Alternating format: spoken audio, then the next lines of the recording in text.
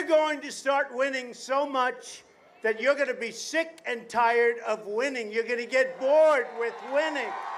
Donald Trump isn't short on bravado. It's one thing that's helped make him into a multi-billionaire. Whether you're planning to vote for him, or buy from him, there's some fine print you may want to read. We were given a brochure that said that this was the best property he had ever developed. Donald Trump. Yes.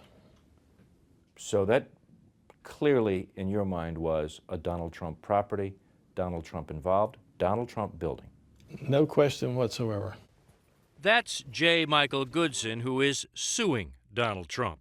The Trump condo project he bought into failed.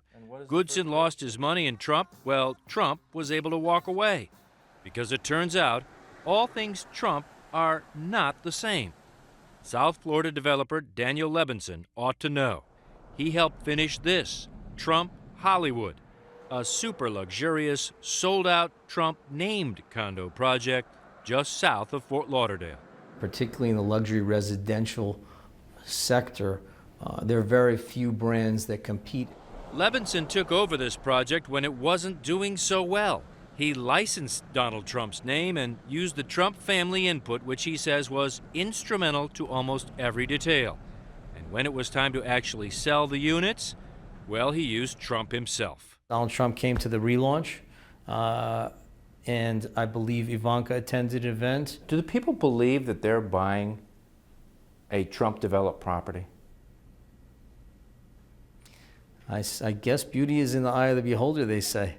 I don't know what each of the buyers is thinking, but I imagine there's an association tied to it that Trump is involved, and they are.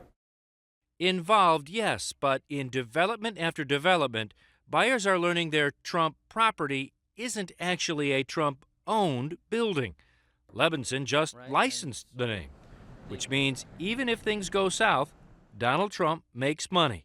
He keeps the licensing fees, and if the development goes well, he makes even more money. They made millions of dollars on the project by having the name associated with. So every time that there was a transaction, a condominium closed, they got paid as well.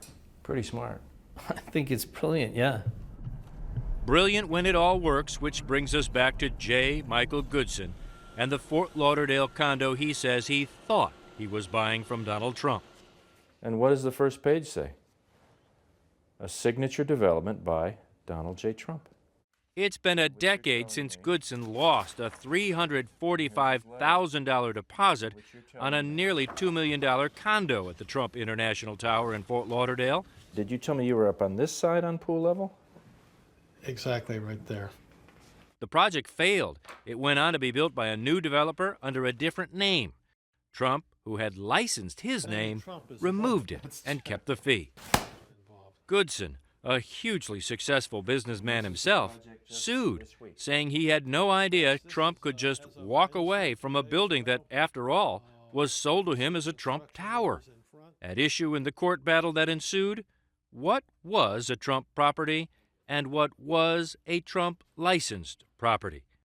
Details found on page 14 of the prospectus, which Donald Trump had to borrow the judge's glasses to read. Could I use your glasses again, Your Honor? It's impossible. I hate to do this to you. I remember that. It was pretty fine print. Well, it's not fine print. Alan Garten is Donald Trump's attorney. The disclosure of the roles of the parties was very clear to anyone who would actually read them.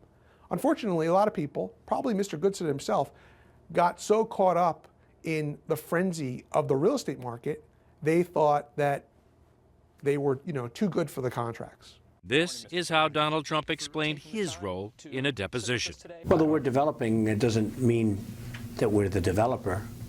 We are the word developing. I mean, we worked, as I told you, we worked on the documents, we worked on the room sizes and the things, but we didn't give out the contracts, we didn't get the financing.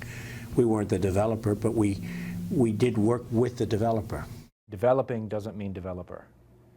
Developing is a developer is a specific person or entity who is designated and who is the party ultimately responsible for the project. In the case of Fort Lauderdale, Donald Trump and the Trump Organization was not the developer. We, the jury, find as follows. for the defendants. Goodson lost the lawsuit badly, even forced to pay Trump's attorney's fees. He's appealing. Why are you pursuing this? I think somebody needs to pursue it. It was a major ripoff, and I think a lot of the investors don't have a legal background. They don't know what's involved. And maybe it's been more involved than I anticipated, but I don't walk away from a fight. I mean, he says he's going to build a fence in Mexico, but he couldn't handle a hotel in Fort Lauderdale, Florida. And who's going to pay for the wall? We've heard this time and time again from people who feel like, you know, I went to a cocktail party, Donald Trump was there, he was telling me this is going to be a great development, that they were truly under the spell that Donald Trump was developing this property. I mean, honestly, Alan, you don't think that there isn't some kind of a bait and switch here? There's no bait and switch at all, and people have to be accountable for their own decisions. Daniel Levinson successfully finished his licensed project with Donald Trump, sold out, and walked away with millions. Some Trump product is Trump product that his team is developing. Some, they're the branding and licensing arm. All of it disclosed in the contracts, he says, whether the super rich bother to read them or not. You know, caveat emptor, let the buyer beware.